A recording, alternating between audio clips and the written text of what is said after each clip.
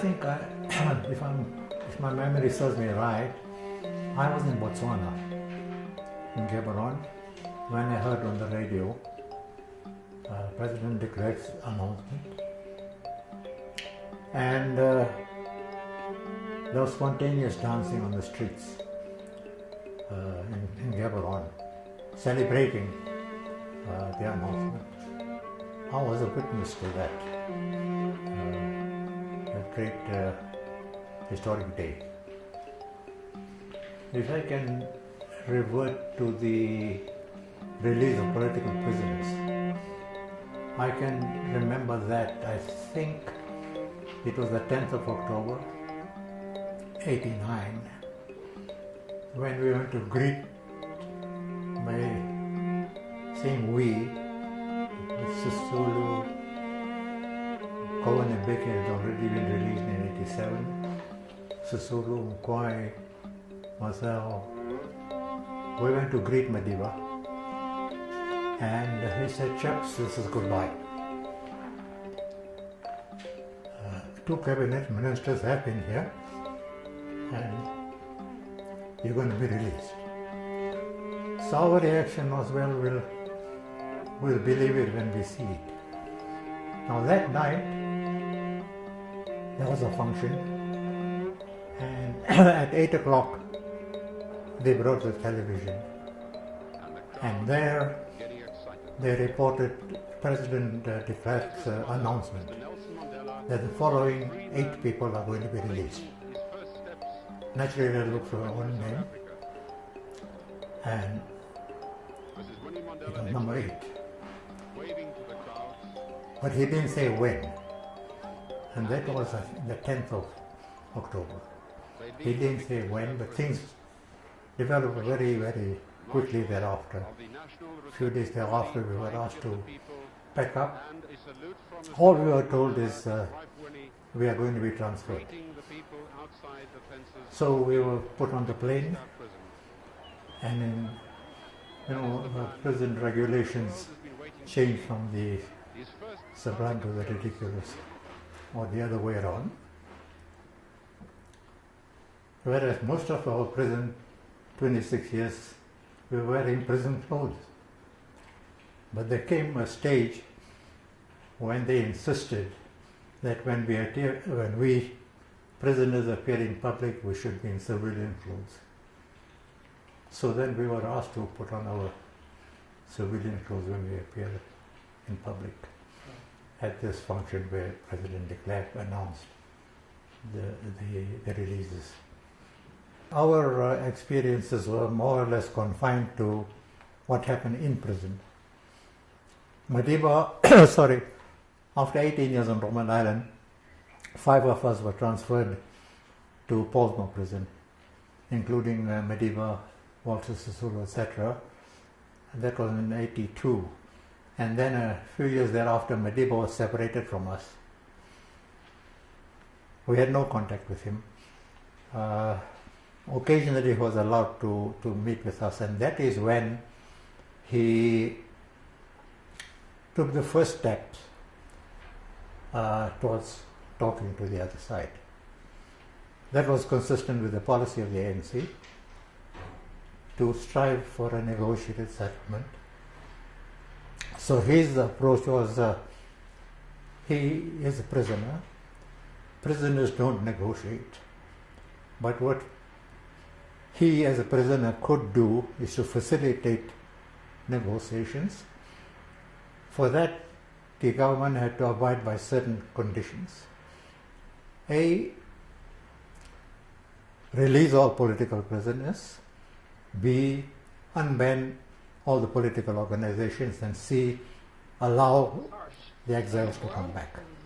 So within a short space of time, all these things happened. And that paved the way towards negotiation.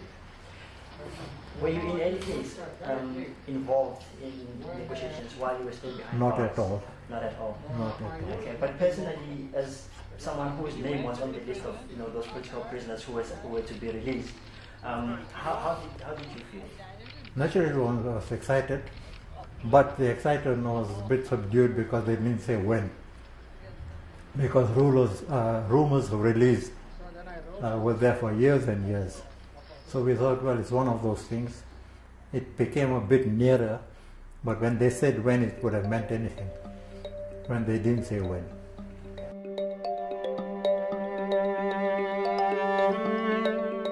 Well, we never ever lost hope. We were always optimistic.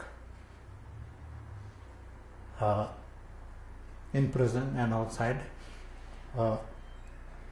we will win. That optimism never ever left us.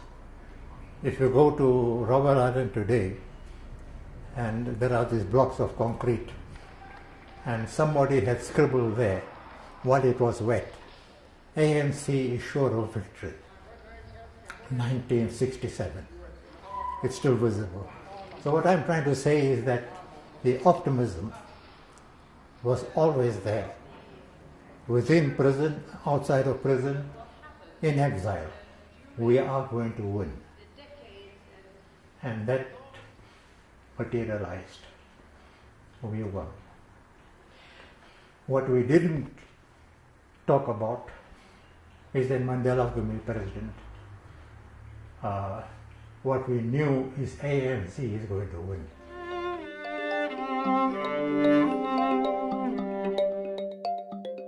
No, his role was very positive. There was a sea change between his presidentship and that of his predecessor, P.W. Botha.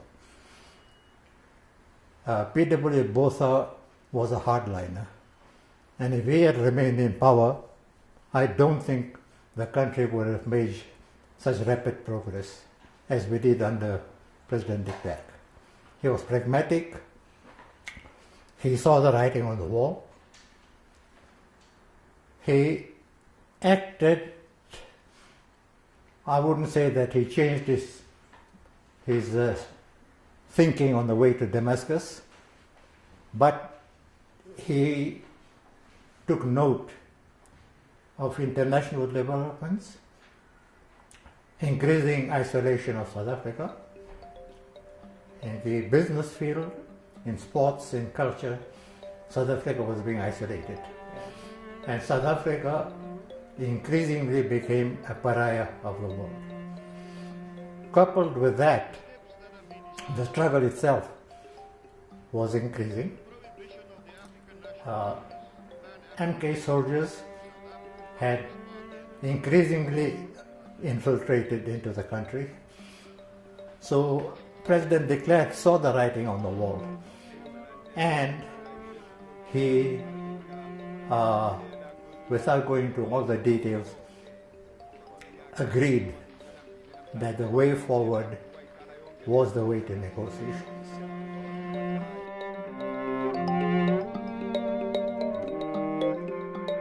First of all, considering the basic policy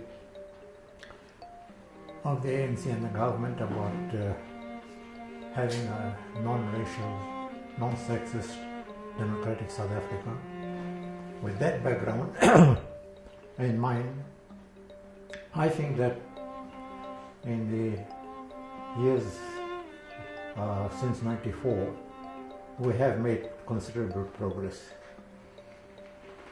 Just a few examples.